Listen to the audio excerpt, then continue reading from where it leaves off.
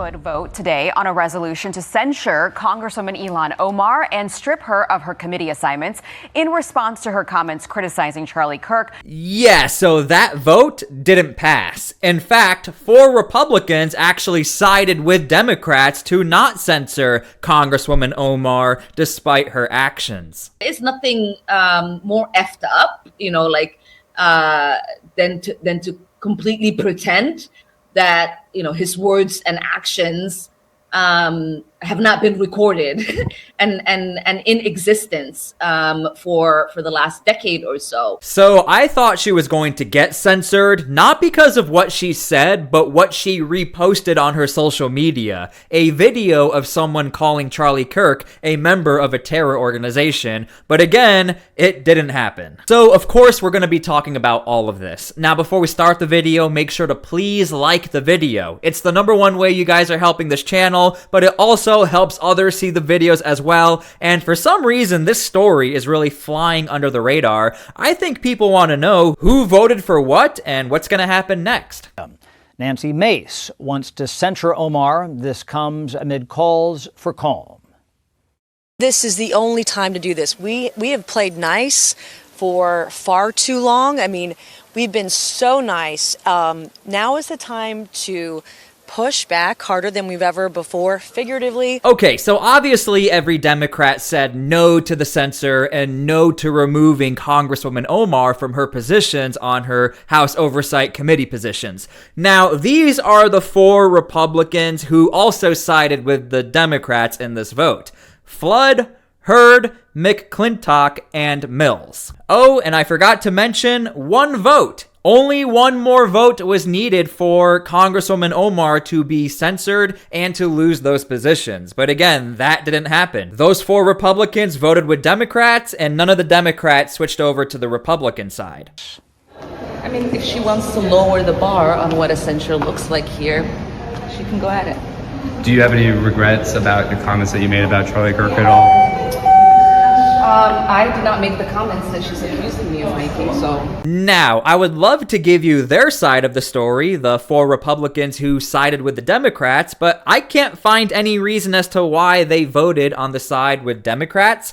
So I just picked one of the 4 to go to their social medias, and I'm gonna go over to Congressman Mills' social media, and this is what I found. So here's Representative Corey Mills. I'm just looking for a statement, but all of the comments are turned off, so I can't even really interact with any of these posts. However, when I go to this post in which he reshared, I found something I think a lot of you guys would think happens when you side with Democrats in circumstances like this.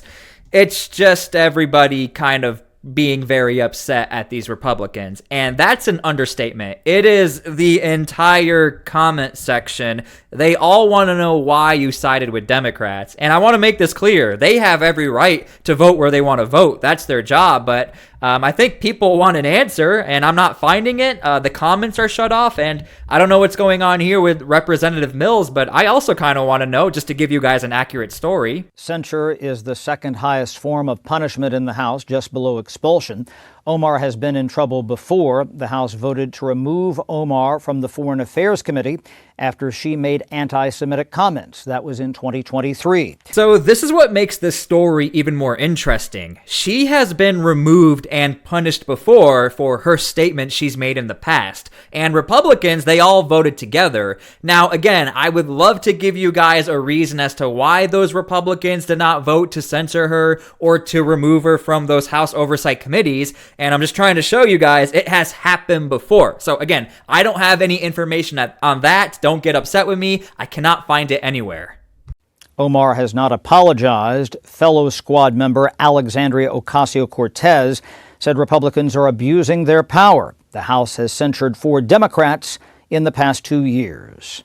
It's ridiculous. Like every single one of these things Every time a Republican in this House is offended, they file a censure resolution. I'm not here to be fighting over whatever people's schoolyard thing is for the day. So I want to be accurate in my reporting. Congresswoman Omar had this to say. And by the way, she didn't shut off her comments. She is allowing for people to make public statements. I don't know why those Republicans shut theirs off. I don't know what they have to say about any of this. 4 Republicans didn't join Democrats to protect me. They joined to defend the First Amendment and sanity. No one should be going after them. This country stands for freedom, and right now what people are doing is totally unacceptable. So that's her statement on this, and there's really nothing else she has said moving forward.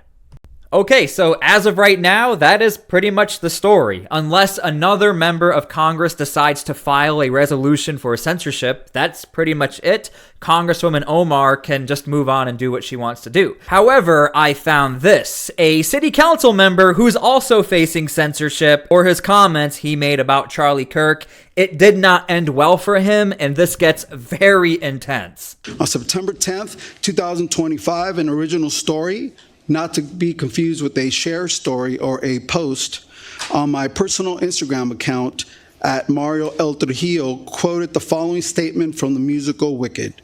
No one mourns the wicked. Okay, so just to clear up some confusion, this is a city council meeting in the city of Downey, which is located within Los Angeles. That makes this story even more interesting. You would just assume, well, Los Angeles, they're a left-leaning city and area. Obviously, no one's going to care about comments made of Charlie Kirk. That is not the case. Every single one of these council members want to know, the guy who's speaking, why did you post what you posted on your Instagram? Now get ready for his defense, the response, and then the public response is absolutely insane. We can't even get through all of it. It's 3 hours of people just yelling at him and are very upset.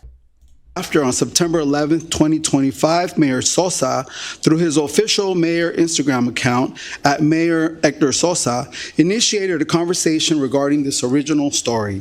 Specifically, he published a post on his official mayor Instagram feed stating the following: "Our community is strongest when we foster a culture of respect for one another. Political violence is never the answer, and a recent comment by council colleagues suggesting otherwise is reprehensible and does not reflect my values nor those of the Downey City Council." And I emphasize, Okay, so those people cheering in the background, they're cheering for the mayor. So basically the man who's speaking, he's upset that the mayor and the other city council members said, that doesn't represent us, he's not us, we do not cherish that Charlie Kirk has passed away. That is the argument he's trying to make. And again, the people cheering in the background, they're not happy about his defense, they're cheering on the mayor and the other city council members for standing against what this guy posted on Instagram. Mayor Sosa's post stating, "Thank you, Mayor, for the statement. We share the same sentiment about this event and tragedy of it all. We definitely need more compassion and understanding." Then Councilmember Ortiz, using his official council member Instagram account, reacted to Mayor Sosa's post through a like. Notably, this exchange prompted community. So again, he's upset that another city council member liked a post. I can't even believe what I'm watching. This is why I wanted to show you guys this, because obviously the mainstream media is not going to show you. And again, he is claiming that because you liked the post, you are implying that I said something bad about Charlie Kirk. Community members to ask, when will he, meaning me, be removed? Thereafter, on September 11th, I was informed via an email from Downey City Manager Roger Bradley that Mayor Sosa requested a special council meeting for Wednesday, September 17th, 2025. I was notified that the business of the meeting will include consideration of an appropriate response of the City Council, including potential censure because of the original story made on my personal social media Instagram account. Given these facts, Mayor Sosa's course of conduct is both wholly improper and unlawful for numerous reasons. Okay, so he's actually right. There is a law in this area where whatever you post privately on the internet shouldn't get you criminally in trouble or anything like that. However, that doesn't stop from a censorship, and you're about to see unanimously that's what happens, and then the public, they get to say what they want to say.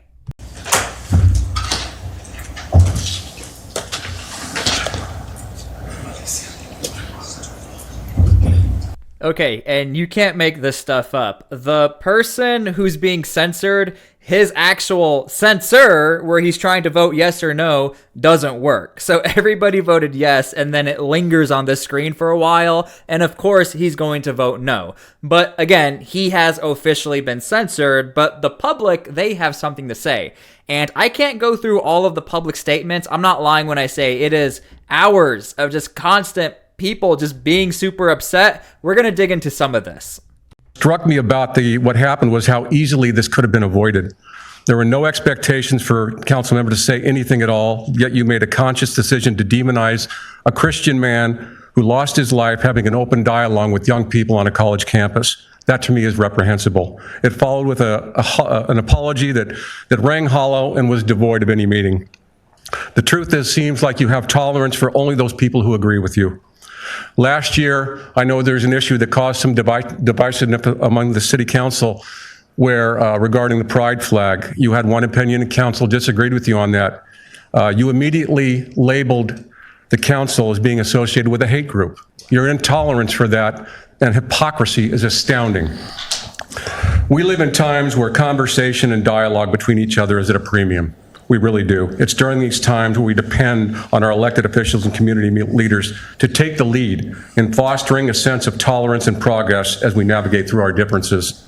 And again, remember, this is in the Los Angeles area. And so when people are saying, well, it's only Democrats, you just saw a group of Democrats side together and say, nope, this is wrong. You cannot make posts like this. To condone such an act is grossly despicable.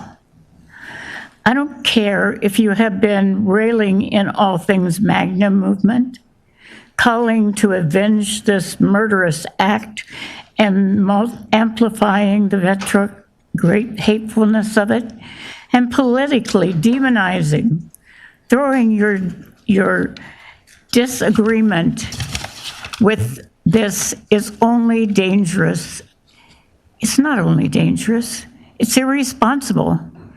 And it is indisputably vile.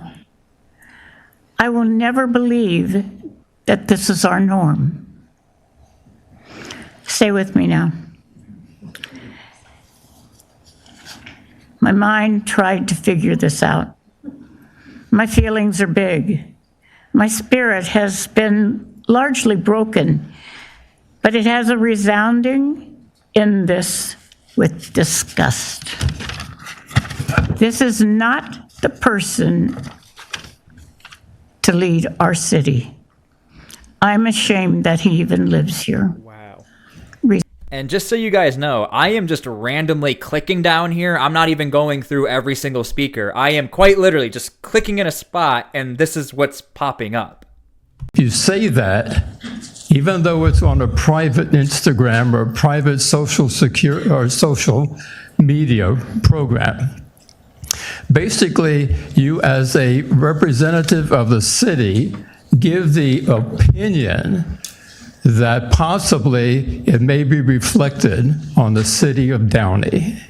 And again, just so you know, there is a law to protect city council members where he can say something privately, but like he can't be charged for it. I wish I had all of the details of the law, but there is this protection, which is why the city council member who posted what they posted, he's trying to argue that. But you can hear the citizens are like, okay, that's fine, but you still represent us even in private life. Therefore, because of that, I truly request Mr. Trujillo to resign. Thank you.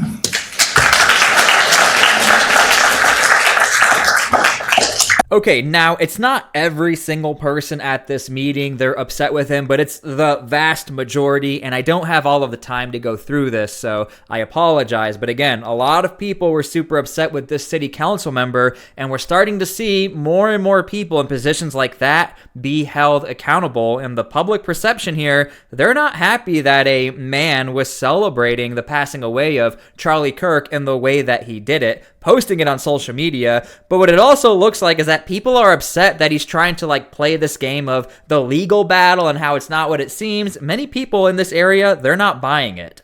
Republicans want to get Democrats on the record opposing the censure. The GOP will argue that Democrats are not doing enough to rebuke violent rhetoric and lower the temperature.